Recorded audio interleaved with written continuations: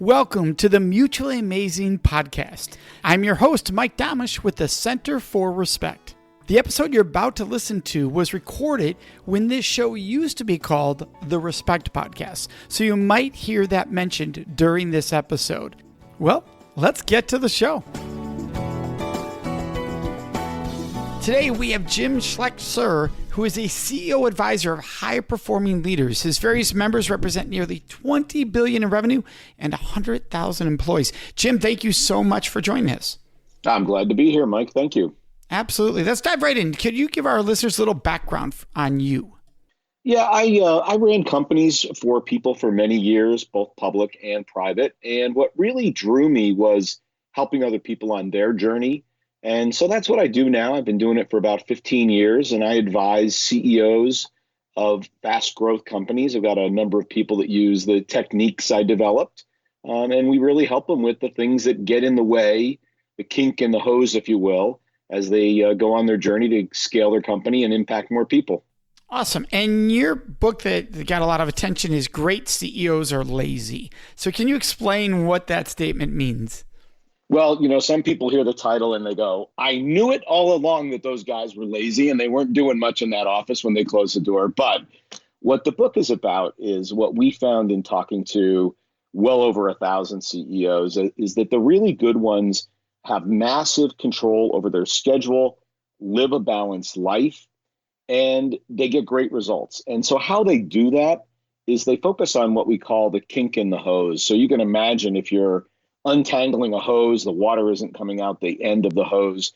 You've got to go find the kink and open it up. That's the only thing that works. I could do stuff on any other part of that hose, and I wouldn't create water flow at the end of the hose. Well, a business, more complex than a hose, but it's exactly the same idea. Somewhere in your business, somewhere in your life, there's a kink in the hose, and you need to find that kink and open it up. And that's how you get the better results. And the really good ones do this sort of intuitively. They're constantly finding the kink in the hose and then opening up the kink in the hose. And that's how they get these great results. And yet they look like they're lazy. So why does it look like they're lazy? Well, because they're not working 80 hours a week. When I talk to a CEO, I can tell in a couple of minutes if I got a good CEO or a bad CEO in front of me. And really the fundamental question is, how many hours a week do you work? And if they work, I'm working 80 hours a week and 90 and my kids hate me and the dog bites me when I come in and I don't know my kids' names. And well, that's probably a bad CEO. And others would go, well, I work, 40, 50 hours a week. I work out. I'm done. I go home and see my family. And, they're living a very different kind of lifestyle. So it looks like they're lazy, but the reality is they work just probably more hard on the things that matter, maybe 2 or 3 times as hard on the things that really matter, and they get rid of all those things that don't matter. And our show's all about respect. So how does respect play into this? Because it sounds like a lot of boundaries are being honored in that situation. They are. First, they have respect for themselves because it's very easy when you're in a leadership role to sort of sacrifice yourself on the altar of the company. And that's not healthy. That's not respectful to yourself. And it really ultimately doesn't yield the best result for the company. So the first one is respect the fact that I'm going to work on what matters, and I'm not going to just sacrifice my life and my family and my health to do 80 hours or 90 hours a week for the benefit of the company. There's a balance that has to be established between my life and the needs of the company. And this is one of the ways they do them is by just working on what matters. And that means when they say, I'm not doing that anymore, some element that's no longer important, there's a boundary being established. I'm not going to that meeting anymore. I'm not attending that update anymore. And that's a boundary that allows them to live this more balanced and impactful life. So how do they get their leadership boards, their board of directors, others to buy into that philosophy, or are they only going and working at places that already believe that? Well, results speak. I used to have a lot of salespeople working for me, and I go, I really don't care how many hours you work as long as you get the results that we're after. And only if you're not getting the results that we're after, I'll plunge in on how you're doing your job. And I think boards of directors look at it the same way. They want a healthy, focused, impactful leader running their business. And if that means that's 40 hours a week or 50 and not 80, who really you shouldn't care about it. Now, yeah, there's no doubt there's some that kind of old school, like count your hours, and somehow that's correlated to something good, good intentions or something like that. But I think more modern thinkers go, look, I don't care how you do the job as long as the job gets accomplished well. And you certainly can if you're a lazy CEO. Sure, that makes sense. And you have an article that we're going to include in the show notes called 7 Secrets of Highly Successful People to Living a Balanced Life. So what are some of the secrets? Well, the first secret, and people probably know this intrinsically, that is that you're out of balance. So I'll give you an example of that CEO I'm talking to, and they're working 80 hours a week, and they're on their second or third spouse, and their dog hates them and so forth. And they don't even realize that they're out of balance. And so that's the first one, is just realizing you're out of balance. And what the article talks about is thinking about 7 elements of living a balanced life. And they are health, family, social, financial, business, civic, and spiritual. And, what I encourage people in the article is sort of think about a radar chart with 0 at the center and 10 at the outside. Just rank yourself on the 0 to 10 scale. How's your health? Is it a 5? Is it a 2? Is it a 10? How's your family relations? 0, 5, 10, whatever, and so forth around it. And you can imagine that a well-balanced life is kind of all sitting at the 8 or maybe optimally 10, nice and round, nice and balanced. You're kind of caring for all of the things that give you joy in life. And so that's the first one, is just do a diagnostic on where, A, I'm out of balance, and then B, let's plunge to the next level. On those 7 axes, where am I out of balance? And that begins to drive into, okay, what am I going to do about it, which is the third step. Well, I think you bring up a good point, because usually when people hear balance, they think equal time, but that's not what you're referring to. You're referring to a 1 to 10 scale fulfillment, because you're not going to spend 10 hours necessarily on one area if you're doing 10 hours at work. Correct. I'll give you an example there. I play a lot of soccer, and I own a couple of CrossFit gyms. And there was a period of my life where I was playing, 12 hours a week of soccer, and I was working out at the gym 20 hours a week, 30 hours on fitness a week. It was insane. I'm not going to be a bodybuilder or some professional model. I was just doing it for fun. But as I looked at it, I said, that's completely out of balance for my objectives around health. And so I've changed that to a more reasonable number of hours, but I get joy out of right where I am. And I don't need more to have more joy. Even if I work 50 hours at work and 10 hours at health, I'm still happy. So what's the key to staying in that balance? Because a lot of times we get there, right? But then something comes up, or we get something new priority here, and we're back to where we were before. And then we balance ourselves out, and then we get out again. We get out of whack, and then we're back to where we were before. So how do you keep it consistently in there? Yeah, I think the difference is habitual versus episodic. And so if it's habitual, meaning I work on my health, I lose the weight, I get looking good in my underwear, I'm feeling great about things, and then I start eating chips and Oreos and not working out, and I've done that 10 times, right? That's habitual. As opposed to in my business, I've got this amazing opportunity for an acquisition to really double the size of my business, and I'm going to plunge in and work 60, 70 hours a week for a few months or maybe half a year. And I know I'm going to sacrifice some other things while I do that, but it's a conscious choice to go out of balance for a period of time to achieve an objective. And then my intention will be to come back into balance. So I'm okay with, I'm going to plunge in on a particular topic. I'm going to go deep for a while. I may get a little out of balance while I do it, knowing I intend to come back. But when it's just a habit of losing touch with friends or losing touch with family or overspending and getting out of financial balance, and I've done it 5 times and I've recovered, and then I go and do it again, that's kind of the negative side of going out of balance. So there's a positive way to go out of balance and a negative way. And I think we just have to avoid the negative way and be thoughtful when we do choose to go out of balance. So is there a way to do that? How do you avoid the negative way? That's a multi-billion-dollar question. That's Weight Watchers and Atkins and every gym on the planet and every financial planner. And it's hard to not run back in our ruts. I guess for me, when I think about habitual behaviors, I think about a mindset turns into a behavior.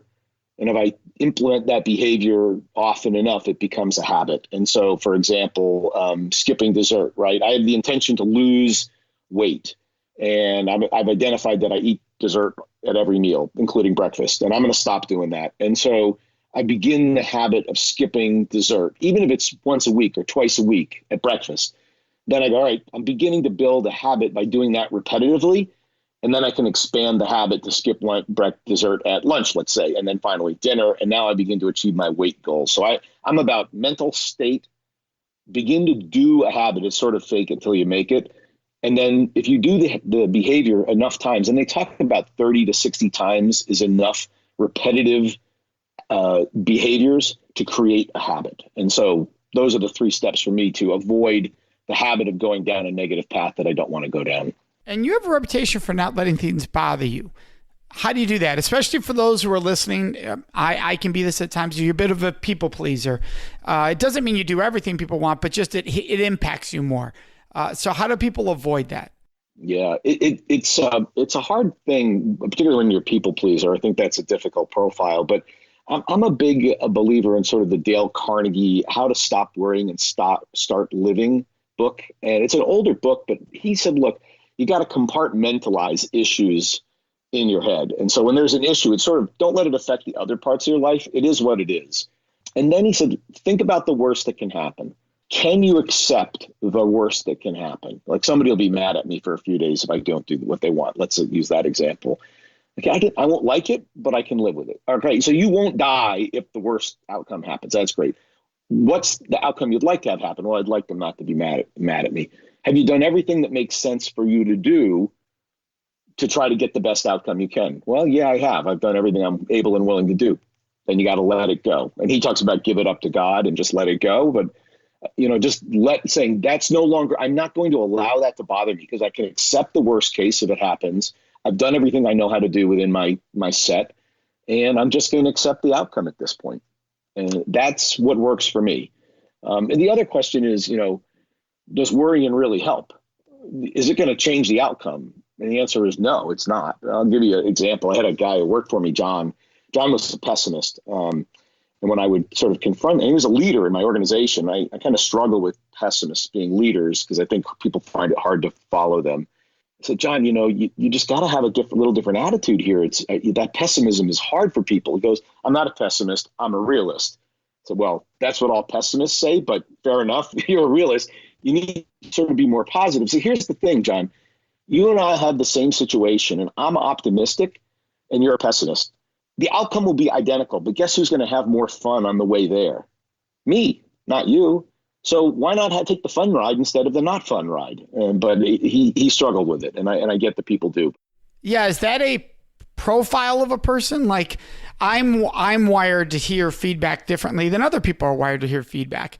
Can somebody who's a pessimist just go, all right, I'll be optimistic? I go back to how do you create a habit? First is I want to be more optimistic. So what's the smallest incremental change I can make in that direction? So it's directionally correct. And I will repeat that for 60 days in a row.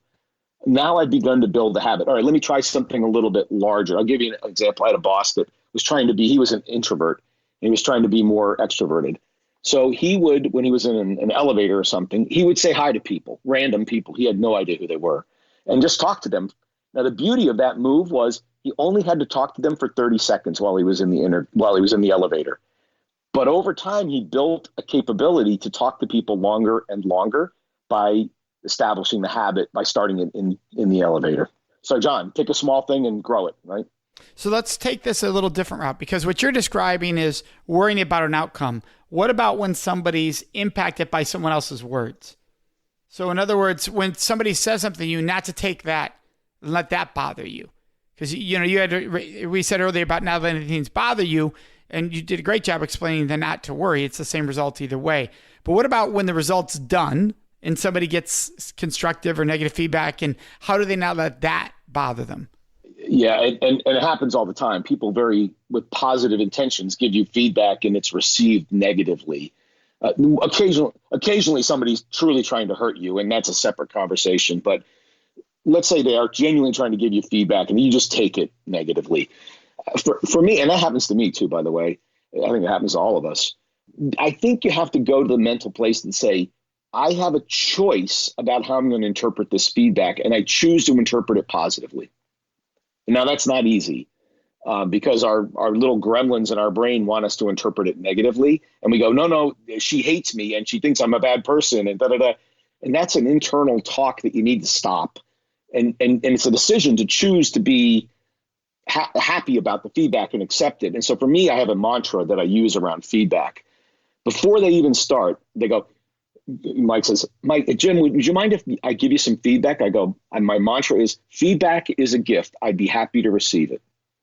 And so for me, when I say feedback is a gift, I put myself in a mental state to receive it positively, even if I don't agree with it, because they made the effort to give me the feedback. The other thing that helps me with feedback is, what's the opposite of love? And some people say hate, but actually it's not. The opposite of love is ambivalence. I just don't care about you anymore. That's the opposite of love. So when somebody's giving me feedback, they're loving me.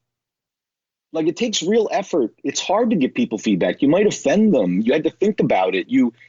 There's real effort involved in feedback. And so it truly is a gift coming from a place of love. So if you get your head in that direction, it's hard to take it negatively. So that works for me. I don't know if it would work for everybody. No, that makes sense. It's great feedback. So no pun intended on how to take that. Thank you, Mike, for that. And always say thank you after they give you feedback. That is important. Absolutely. I'm a big believer in that. That is so important. So the person who gets out of balance, how do they make the time to get back in balance? That seems to be people's struggle, right? Especially when they're slipping out of balance, it's usually there's some chaos taking place in some place that they don't feel like they have the time for. Mm-hmm. For me, this goes down to triage. I sit back and think about my life, and if it's not going the way I want it to, and all right, we're going to need to make room for more of the good stuff in life and less of the bad stuff that's going on in my life right now, whatever category that happens to be, civic, family, business, whatever.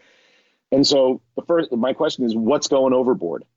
Something has to go overboard. That's the only way to make time. So I'll usually make a list of all the junk that's going on in my life, try to rank it in some order, generally with what I like the best, what's giving me joy in life, what I really enjoy and I'm impactful and I'm good at, and I make money if it's a money thing. And then at the bottom, there are these persnickety little things that I just don't like, and they don't give me joy. And there's a sense of oughtedness around that, like I ought to do this. It's like a guilt thing that as I come from my heritage, having guilt. Many of us do. And I go, all right, I'm going to cross it off the list, and I'm not going to do it, and I'm not going to be guilty about it. And if you can pull that trick off enough times, you create space for good things to come into your life. And I really do believe in that sort of law of attraction. And so over time, you'll come back into balance. And if you're intentional about it, that I'm now getting rid of 5 negative things, gremlins that cause me pain and suffering, and I'm going to push that time in a direction that I want to, friends, family, fitness, whatever turns you on, spiritual, you can consciously move it in that direction. But something's going overboard. It's the only way to get there in my book. And is there a tool someone can use to assess their balance or lack of balance? If you look at the article that I think you're going to link to, it'll actually talk where we have that article. Absolutely. It'll talk him exactly how to sort of build that radar chart and assess how balanced you are. And I would say, if you've got some things that are very near the center of that radar chart, meaning they're highly out of balance, that may be the first place to focus some of your attention. And you do this for CEOs. How does it apply for others? Well, I think for CEOs, the balance thing is difficult because they do have a very stressful job, a very demanding job. You talked earlier about the clients that I work with have almost $20 billion of revenue they're responsible for, and 100,000 people. And good leaders take that really seriously, because it's not just who works for me, it's their family. It's their home, their livelihood, their ability to put their children through college. I mean, the decisions we make as CEOs are really, really impactful. So you could get stressed out and out of balance really quickly. But having said that, we've all got our stresses. And I think exactly the same model of thinking about, am I out of balance? And then using a diagnostic tool to figure out where I'm out of balance What am I going to throw overboard to make room for more of the good stuff? Exactly that same trajectory could be used for anybody. It certainly is important for CEOs because of the intrinsic stress level of the job. But, I don't care who you are. We've all got some level of stress in our lives, and it would be appropriate for everybody, I think. No, that makes total sense. And you have a couple of books you really love and that you recommend. One was My Father. Is that correct? Well, they asked for where I got inspiration from. Okay. I'm like, I am not finding a book just titled, because when somebody shares the books with me before the show, I look them up. And I'm like, all right, I'm going to ask, but did he mean the book or the person? So, all right, so it's your father. My father, gotcha. He passed away, unfortunately, but he was a wonderful influence on me, yes. Oh, that's powerful. And then you already mentioned Dale Carnegie's How to Stop Worrying and Start Living. That's a big one, yeah. Yeah, awesome. Was there a story you had with your dad that really helped you teach these lessons? He didn't talk about this particular topic. He just lived it. And it really struck me when he passed, how many people came up to me, and it was dozens and dozens and dozens of people that came up to me and talked, and I had no knowledge of these people, how much he helped them, how much he changed their lives, what kindnesses he had offered to them, how he had made this extra effort to just impact people in his life, and never talked about it. I didn't know 90% of these people. It was just really makes you think about what is going to happen at your funeral and what are people going to say, and are you going to make a dent in the universe in a positive way? I don't need a statue. I don't need a building. I want to make the world a better place. And he certainly did that. And I think when we're thinking about staying in balance and having a lot of impact, that's sort of the direction I go into is, will you be proud, at the end of your life? I love that. What a wonderful way to end our discussion. I want to make sure everybody can find you, Jim.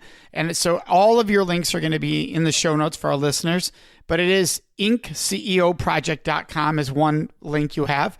We also will have the link to your article we talked about, a YouTube video, and then you're also a sommelier, correct?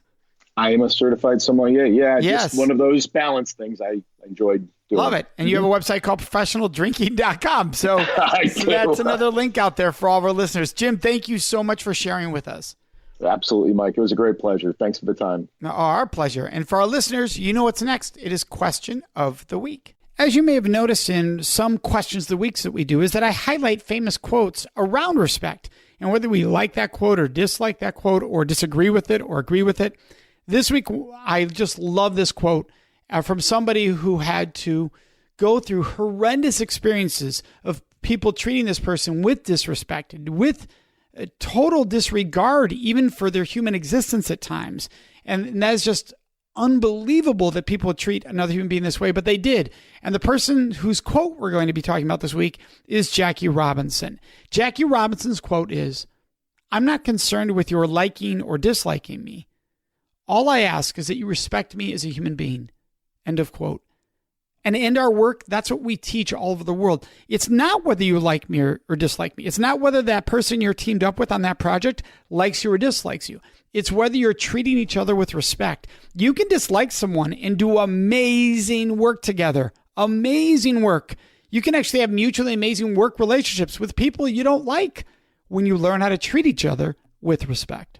We'd love to hear your questions, your thoughts, and your ideas. And the best place to leave those with us is on our Facebook page at facebook.com/Mutually Amazing Podcast. Of course, you can always contact us on our website at mutuallyamazingpodcast.com.